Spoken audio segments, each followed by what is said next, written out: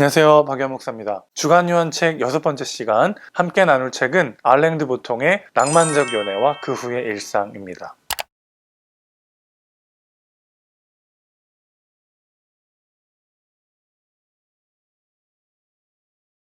제가 처음 알랭 드 보통을 알게 된 것은 왜 나는 너를 사랑하는가 라는 책을 통해서였습니다. 이 책이 너무 재밌어서 사랑 3부작으로 불리는 우리는 사랑일까? 너를 사랑한다는 건 이 책들까지 바로 사서 읽었던 기억이 있습니다. 사랑이라는 인간 보편의 감정을 세밀하게 담아낸 이 책들로 인해서 알랭 드 보통은 닥터 러브라는 별명을 얻기도 했는데요. 낭만적 연애와 그 후의 일상은 알랭 드 보통이 21년 만에 선보이는 사랑을 주제로 한 소설입니다. 이 책에서 보통은 결혼이라는 제도 속에서 사랑이 어떻게 지속될 수 있는지에 대해 라비와 커스틴이라는 두 남녀의 연애와 결혼 생활을 통해 이야기합니다. 이 책 안에 담겨있는 사랑에 대한 통찰들을 복음적 관점으로 살펴보면서 3가지 질문과 답변으로 정리해 보도록 하겠습니다. 영화나 드라마, 노래에서 사랑은 설레고 가슴 떨리는 일로, 그리고 어떤 어려움도 이겨내게 만드는 마법 같은 상황으로 묘사될 때가 많습니다.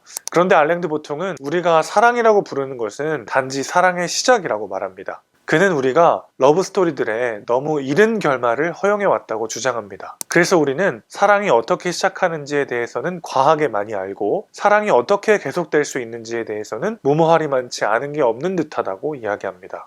로맨스 영화나 드라마에서는 대부분 남녀 주인공이 오해와 엇갈림, 고난과 시련을 넘어서 사랑의 결실을 맺으면서 끝이 나지만, 사실 현실에서는 결혼은 사랑의 종착역이 아니라 출발선이죠. 결혼은 현실이다 라는 말이 있듯이 결혼 후의 삶은 사랑은 식어버리고 의무감과 책임만이 가득한 현실 세계처럼 묘사되기도 합니다. 그러나 사랑에 대한 이러한 이해는 예상외로 역사가 깊지 않습니다. 저자의 말을 들어보시죠. 역사의 거의 전 기간 동안 사람들이 결혼 생활을 유지하는 것은 사회적 기대에 부응하고 약간의 재산을 지키고 가문의 통합이 유지되기를 바랐기 때문이었다. 그런 뒤 아주 다른 기준이 서서히 세상을 장악했다. 그에 따르면 부부는 둘 사이의 진실한 열정, 욕망, 충족감 같은 몇몇 감정들이 통용되는 한에서만 함께 있어야 했다. 이 새로운 낭만주의의 규칙에서 배우자들은 어느 쪽이든 최근 들어 약간 불행하다고 느껴왔다면 당연히 각자의 길을 갈 수 있었다. 저자는 낭만적 믿음은 항상 존재해왔지만 현실적이고 합리적인 이유가 아닌 감정적이고 주관적인 이유로 영혼의 짝을 찾는 것이 당연해진 것은 불과 몇 세기 전이었다고 말합니다.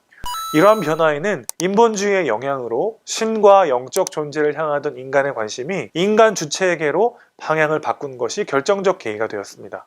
현대인들은 이제 자신의 가문에 득이 될 만한 사람을 찾았을 때가 아니라 자신의 마음을 설레게 만드는 완벽한 상대를 만났다라고 생각할 때 사랑이라는 단어를 사용하죠. 반대로 설레이지 않는 사랑은 사랑이 아니라는 신념들이 생겨나게 되었습니다. 그런데 저자에 의하면 이 변화는 표면상으론 인간적이고 관대해 보이지만 꺼림칙하고 상처 입기 쉬운 결말에 이를 부담을 안겨주게 되었습니다. 거리에서, 사무실에서, 비행기 옆자리에서 우연히 만난 누군가에게서 느낀 설레임과 완벽함이 평생토록 유지되기는 결코 쉬운 일이 아니기 때문입니다. 우리 눈에 정상으로 보일 수 있는 사람은 우리가 아직 깊이 알지 못하는 사람뿐이다. 사랑을 치유하는 가장 좋은 방법은 사람을 더 깊이 알아가는 것이다. 여러분 공감하시나요? 우리는 사실 상대방에 대해서 깊이 알지 못한 상태에서 사랑에 빠집니다. 그리고 그 사람을 더 알아가면 알아갈수록 처음 내가 생각했던 사람과 얼마나 다른 사람인지를 깨닫게 되죠. 그래서 저자는 결혼을 이렇게 정의합니다. 결혼, 자신이 누구인지 또는 상대방이 누구인지를 아직 모르는 두 사람이 상상할 수 없고 조사하기를 애써 생략해버린 미래에 자신을 결박하고서 기대에 부풀어 버리는 관대하고 무한히 친절한 도박. 서로에 대해서 잘 모르는 상태에서 결혼이 진행된다라고 주장하면서 결혼은 도박이다라고 말하는 저자의 이야기가 참 흥미로웠는데요. 때문에 저자는 사랑은 감정이 아니라 기술이라고 말합니다. 또한 결혼은 사랑을 완성시켜주기 위해서가 아니라 변덕스러운 삶에서 사랑을 지속시켜주기 위해 존재한다는 것이라고 말합니다. 자, 정리해볼까요? 결혼에 있어서 개인의 감정보다는 현실적인 이유들이 더 큰 영향을 미쳤던 시대가 지나가고, 결혼을 결심하는데 낭만적 사랑의 감정이 무엇보다 중요해진 시기가 되면서 낭만적 감정의 유무가 사랑이라는 주제에 있어서 매우 중요한 부분을 차지하게 되었습니다. 그런데 감정이라는 것은 언제든 요동칠 수 있죠. 누군가가 너무나 사랑스럽다가도 너무나도 미워지기도 합니다. 그래서 감정과 별개로 사랑을 안전히 지켜줄 결혼이라는 제도적 울타리의 중요성에 대해서 우리는 다시 한번 깊이 숙고해야 하는 지점에 도달하게 된 것이죠. 그리고 이것은 오늘의 두 번째 질문과도 맞닿아 있습니다. 남자 주인공 라비는 커스틴과의 행복한 연애 시기를 보내고 마침내 결혼에 꼴이 납니다. 그런데 이때부터 현실이라고 하는 삶의 무게가 그의 어깨를 짓누르게 됩니다. 두 사람 사이에 아이들이 생기고 매일같이 생계와 육아로 전쟁을 치르고 아내와의 성격 차이에 의한 갈등을 경험하면서 라비는 점점 지쳐갑니다. 그러다가 잠시 외도를 하기도 하는데요. 설레었던 감정들은 사라지고 누구보다 사랑했던 여인은 도저히 이해할 수 없는 존재가 되어버리고 매일같이 반복되는 현실의 무게를 마주할 때 새롭게 내 마음을 설레게 하는 여인의 적극적인 대시는 너무나 유혹적으로 라비를 흔들어 놓았습니다. 이 대목에서 저자가 성관계라고 하는 것이 갖는 의미에 대해서 어떻게 정의하고 있는지 살펴볼 필요가 있겠습니다. 저자는 성적 욕구가 확고히 친밀해지고자 하는 염원에서 나온다고 말합니다. 그렇기 때문에 성관계의 짜릿함은 사전에 거리감을 전제로 하고 그 간격을 좁히려는 노력이 매우 독특한 기쁨이자 안도감을 선사한다고 말합니다. 무슨 말이냐면 서로 거리가 있던 사람이 그 거리감을 깨버리고 서로를 허락하는 과정이 굉장히 큰 설레임과 짜릿함을 준다는 것이죠. 그런데 성관계가 가지는 이러한 기쁨의 측면은 부부의 연을 맺고 이미 가까워진 대상에게서는 더 이상 느끼기가 어렵습니다. 이 설레임과 짜릿함의 상실을 사랑이 끝난 것으로 착각하기가 참 쉽습니다. 그러나 저자는 성관계가 가지는 또 다른, 사실은 더 본질적인 의미에 대해서도 이야기합니다. 함께 들어보시죠. 우리는 성적 흥분이라 부르지만 사실 그 말이 암시하는 바는 드디어 우리의 내밀한 자아를 드러낼 수 있게 되었다는 기쁨. 연인이 나의 본 모습에 두려워하기는커녕 오히려 격려하고 인정하는 쪽을 선택했다는 발견의 기쁨이다. 저자는 나의 내밀한 자아를, 나의 본 모습을 온전히 드러낼 수 있음이 주는 기쁨을 육체적 관계가 가지는 본질적인 의미로 보고 있다고 말할 수 있겠습니다. 정리해볼까요? 알랭 드 보통이 말하는 성관계를 통해 남녀가 누리게 되는 기쁨은 크게 두 가지입니다. 하나는 서로 거리가 있던 사람과 그 거리감을 깨버리고 가장 가까워지는 과정이 주는 짜릿함입니다. 또 한 가지는 있는 모습 그대로를 용납받는 기쁨입니다.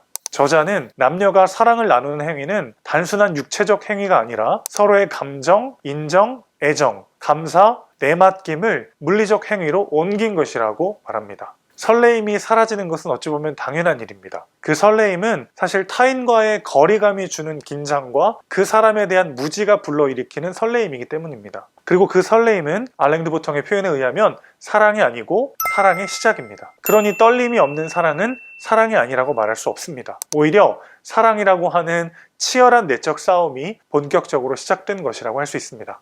라비는 모순되고 감정적이며 호르몬에 이끌리는 힘들이 끊임없이 그를 말도 안 되고 끝간데 없는 수백 개의 방향으로 끌고 간다는 사실을 잊지 않는다. 이 모든 힘을 일일이 존중한다면 일관성 있는 삶을 영위할 기회는 완전히 사라질 것이다. 자신의 감정에 높은 가중치를 부여해 언제까지나 삶의 길잡이 별로 삼는 것은 라비에겐 무리다. 그는 화학적 혼돈의 존재로 잠깐씩 이성이 활동할 때 고수할 수 있는 기본 원칙들이 절실히 필요하다. 설레임과 가슴 떨림을 느끼는 상태라든지 상대방이 나에게 완벽한 사람이라고 여겨지는 그런 상태는 사실 사랑의 시작점에 불과하기 때문이죠. 그 이후에는 치열한 현실이 기다리고 있습니다. 서로에 대해서 더 이해해야 하고 더 배워가야 하고 설레임과 떨림 없이도 서로를 사랑하고 섬기려는 마음의 훈련이 우리를 기다리고 있는 것이죠. 그러나 그 치열한 현실을 살아내고 나면 그 앞에서 벌거벗어도, 즉 내 모습 그대로를 드러내 보여도 부끄러워하지 않을 수 있는 대체 불가의 존재를 얻게 됩니다. 그리고 그것이 주는 기쁨은 설레임과 떨림과는 또 다른 본질적이고 존재적인 기쁨을 우리에게 줍니다. 평생을 함께한 사람에게서 설레임과 떨림을 지속적으로 느낀다는 건 사실상 불가능한 일일 것입니다. 그러나 우리는 평생 한 사람만을 사랑할 수 있습니다. 그 사람 앞에서는 가리지 않고 속이지 않고 숨지 않아도 되는 그냥 내 모습 그대로일 수 있는 사람. 그 사람이 주는 기쁨을 누리며 그 사람을 사랑하려는 의지를 지속적으로 불태우는 것. 이것이 진정한 사랑입니다. 물론 결코 쉽지 않습니다. 그래서 저자는 사랑에도 기술이 필요하다고 말합니다. 서로를 진정으로 사랑하기 위해서 우리는 무엇을 훈련해야 할까요? 세 번째 질문이 바로 이것에 대한 이야기입니다. 저자는 연인이 완벽하다고 느껴진다면 그것은 우리가 그들을 이해하지 못했다는 징표에 불과할 수 있다고 말합니다. 오히려 어떤 사람이 우리를 상당히 실망시켰을 때야말로 우리가 그 사람을 알기 시작한 것이라고 주장합니다. 저자의 말대로라면 누군가가 내 가슴을 뛰게 하고 나의 반쪽으로 완벽하게 어울릴 것 같은 느낌을 준다면 그건 그 사람이 가진 탁월한 매력이나 완전함 때문이 아니라 그 사람에 대한 나의 무지 때문일 수 있는 것이죠. 연인의 이해 능력에는 적정 한계가 있고 우리는 언젠가 그 한계에 부딪힌다 할지라도 직무유기라 비난하지 말아야 한다. 그들은 애석하도록 무능했던 것이 아니다. 그들은 우리가 어떤 사람인지를 충분히 헤아릴 수 없으며 우리도 마찬가지다. 그게 정상이다. 어떤 사람도 다른 누군가를 정확히 이해하고 충분히 공감하지 못한다.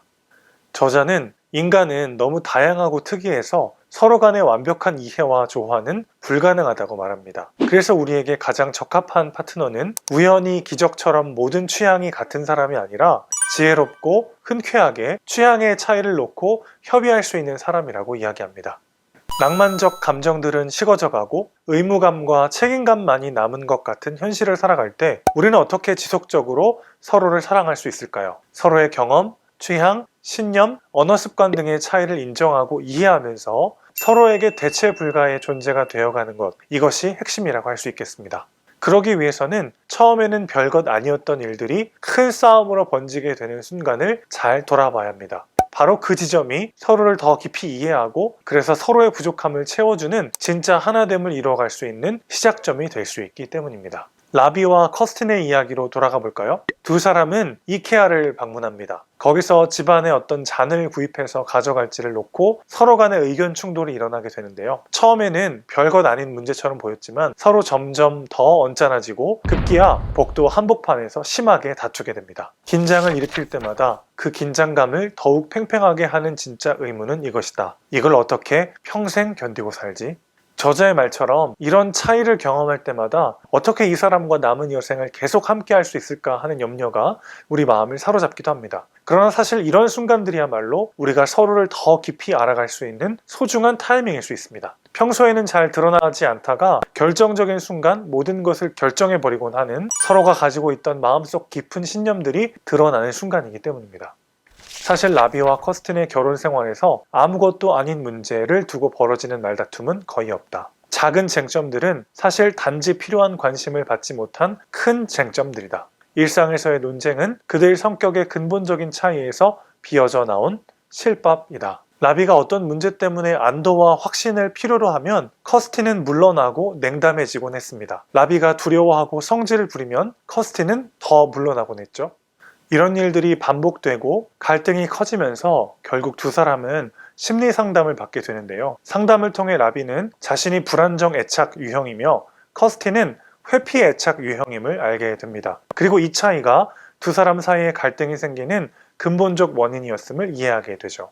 불안정 애착 유형의 사람들은 침묵, 지연, 막연함 같은 애매한 상황을 견디지 못하고 극적으로 반응하게 된다고 합니다. 그런 상황들이 즉시 모욕이나 악의적인 공격과 같이 부정적으로 해석되기 때문이죠. 반면 회피 애착 유형 사람들은 사소한 모욕이나 경솔한 말, 부주의를 엄청나게 불길하고 강력한 위협으로 느낀다고 합니다. 라비와 커스틴의 이 차이는 서로를 찌르는 칼이 되곤 했습니다. 라비는 불안해하면서 공격하고 커스틴은 회피하면서 물러서는 악순환이 반복되었던 것이죠. 남편이 멀리 출장을 갈 때마다 커스틴은 단조롭고 무뚝뚝한 목소리로 통화를 합니다. 라비는 이런 커스틴의 모습이 뭔가 섭섭했습니다. 그런데 여기에는 결코 사소하지 않은 근본적인 문제가 얽혀 있었습니다. 커스틴의 아버지는 7살이었던 그녀를 두고 떠납니다. 경고나 설명 한마디 없이 떠나기 바로 전날 밤까지 그녀와 놀아주고 잠잘 시간에 동화책을 읽어주고는 그냥 사라져버렸습니다. 이 일을 겪은 후 그녀는 겉으로는 변함없이 잘 해나가고 있는 것처럼 보였습니다. 학교 선생님과 상담사, 주변의 모든 사람과 두 이모도 잘 견뎌내고 있는 줄 알고 있었습니다.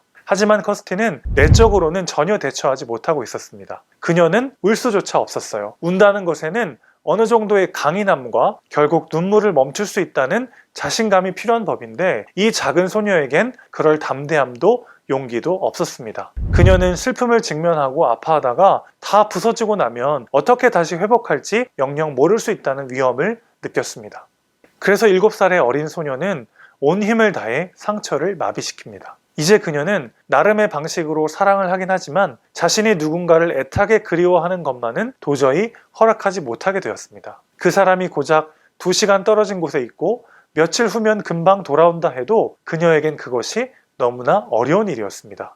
그러나 그녀는 자신의 이 습성을 설명하는 것은 물론이고 파악조차 못하고 있었습니다. 저자는 성인이 되었을 때 우리는 어린 시절처럼 무조건적인 보살핌과 용납을 받았던 그 느낌을 되살리고 싶어 한다고 말합니다. 그래서 우리는 연인이나 배우자에게 굳이 말하지 않아도 우리의 심정을 읽어내고 언제나 이해해주고 받아주며 사랑해주기를 기대하곤 합니다. 저자는 이런 기대가 낭만적인 것 같지만 실제로는 재난의 예고라고 말합니다. 우리는 상대방을 이해하고 배려할 때보다는 해결되지 않는 마음의 상처를 갑자기 아무 설명 없이 상대방에게 쏟아부을 때가 더 많습니다. 상대의 말 한마디, 행동 하나에 과민 반응을 하면서 말이죠. 과민 반응을 하는 사람은 과거의 감정을 전혀 당에 마땅하지 않은 현재의 누군가에게 전이시키는 것이다.